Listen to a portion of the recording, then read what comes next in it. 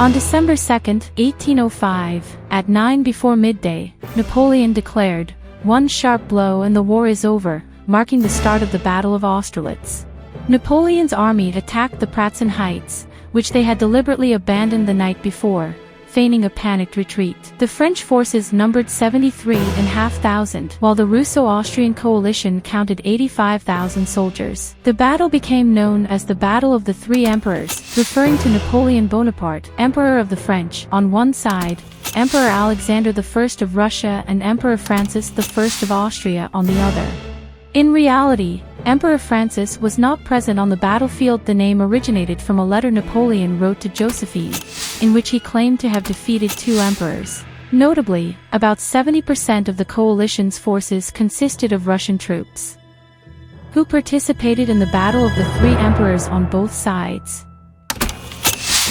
3, 2, 1. Let's go. Although this Russian general field marshal was appointed commander-in-chief, Tsar Alexander I approved the battle plan for Austerlitz created by Austrian General Franz von Weyrother. Weyrother went down in history as the author of some of the most disastrous plans of the Napoleonic Wars. However, the Russian field marshal did not relinquish his authority. During the Battle of Austerlitz, the husband of his third daughter was killed, a tragic event described by Leo Tolstoy at the end of the first volume of War and Peace, as Prince Andrei Bolkonsky's head wound. The General Field Marshal himself was also injured. Who was he? Mikhail Golenischev-Kutuzov, Russian General Field Marshal. The son of a rural notary, he rose to the rank of Marshal of France. At Austerlitz, he led Napoleon's main attack, which relied heavily on the timing of the fog. If the fog had lifted too early or too late, the assault would have failed. Who was he?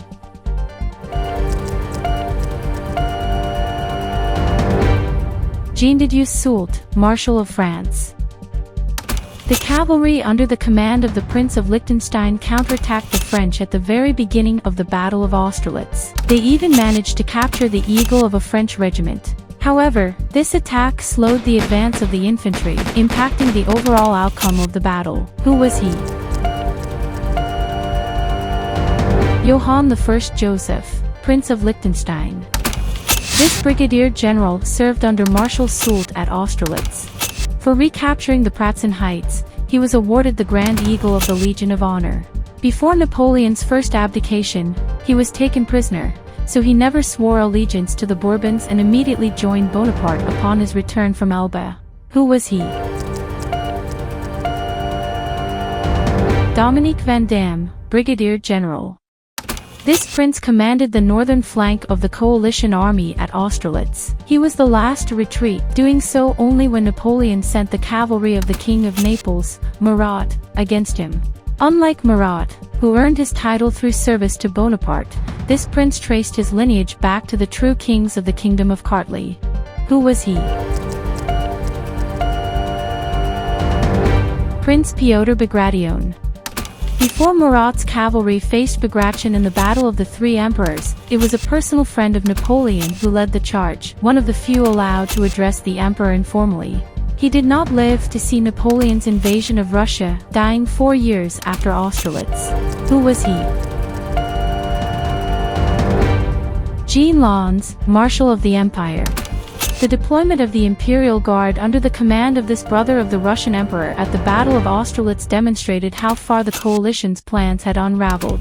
The Guard nearly turned the tide of the battle until Napoleon committed his reserves. After the Napoleonic Wars and the death of Alexander I, this brother would renounce the throne, despite being the official heir.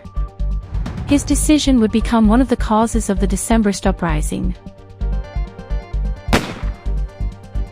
Who was he? Konstantin Romanov, Tsarevich and Grand Duke. Shortly before Austerlitz, this Marshal of Napoleon defeated the Austrian army and was resting in reserve during the battle. However, he sent one division into the fight when Russian Tsarevich Konstantin nearly turned the tide of the battle. Later, this Marshal would become the Crown Prince of Sweden, which placed him on the opposing side during the Battle of Nations, where he helped defeat Napoleon. Who was he? Jean-Baptiste Bernadotte, Marshal of the Empire. Napoleon's entire plan at Austerlitz relied on faith in the abilities of this Iron Marshal.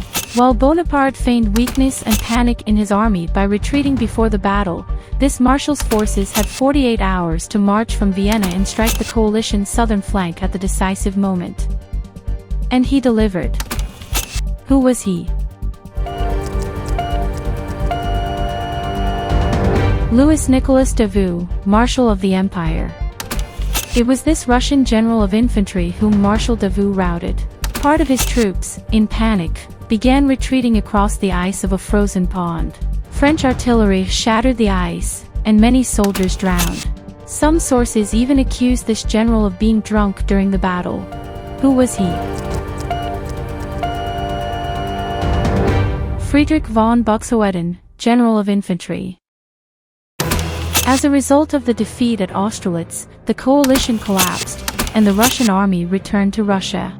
Alexander I described his feelings after the loss as, "We are infants in the hands of a giant."